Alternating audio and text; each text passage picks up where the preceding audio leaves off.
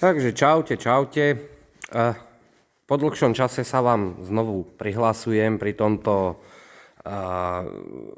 asi vianočnom špeciále, alebo ako by som to nazval.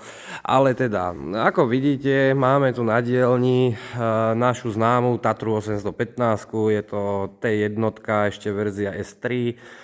A vlastne ničím výnimočná, ničím nejakým spôsobom, proste furt je to Tatra 815. Ale vznikol problém, a to opakujúci sa, a to ten, že jednoducho stále dookola bol problém, ako som si najskôr spočiatku myslel, s cievkami.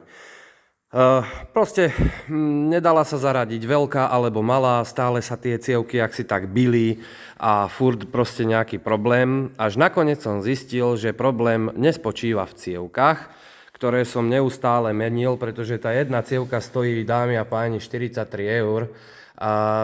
Takže prestalo ma to baviť, ale problém bol tu.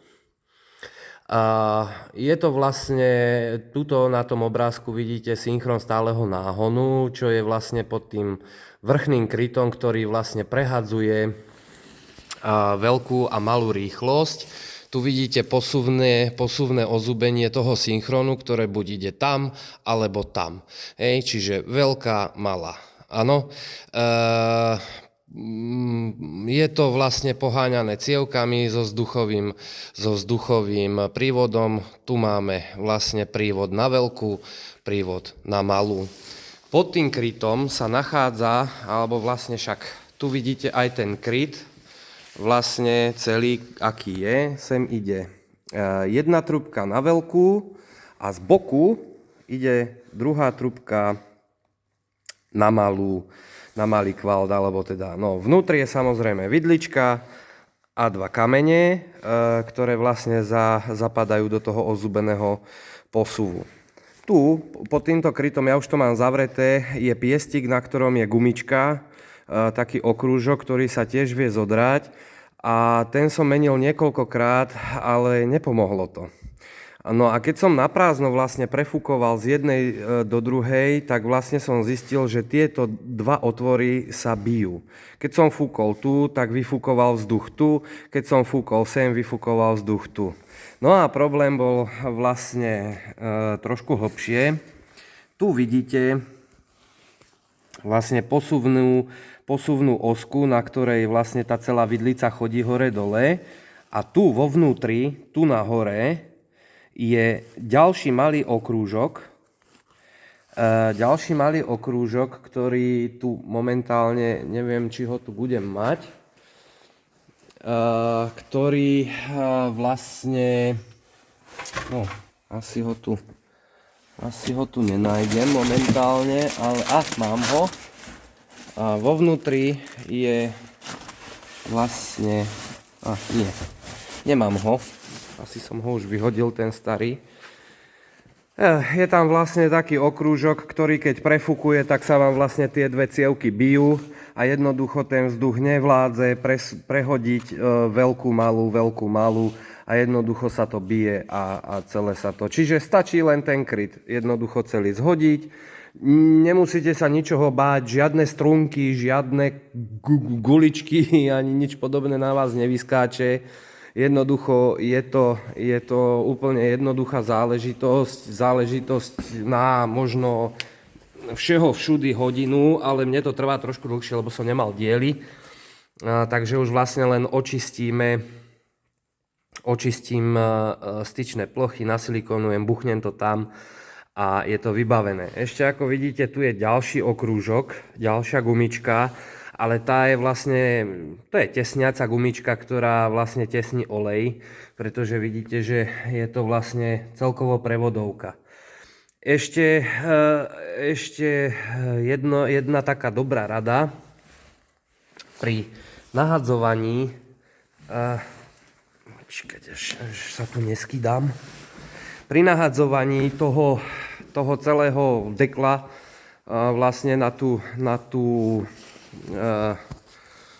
na prevodovku je dobre tieto kamene si poistiť takto páskami. Vlastne tú pásku, keď rozomele vo vnútri, nič sa nestane. nič sa nedeje, pretože keď vám ten kameň spadne dole do prevodovky, tak ste skončili, lebo oni sú dosť proste na voľno a držia vlastne iba tým, že sú v tom ozubenom posuve zaondené. Čiže oni tam držia len silou vôle, jak sa povie. Takže na to pozor, je dobre si to poistiť. Neodporúčam vám tam dávať nejaké binderky alebo niečo, alebo drôt už vôbec nie. Proste takto si to poistíte iba nejakou akoby elektrikárskou páskou a je to vybavené. A vlastne tým, že to tam nahodíte, ono sa to tam zaistí. A už tá páska nech si robí, čo chce, tej prevodovke to vôbec neublíži.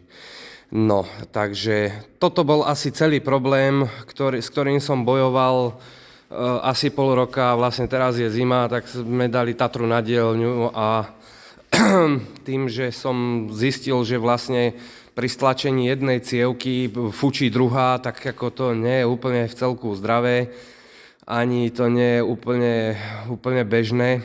No tak sme prišli na to, že vlastne problém je tu.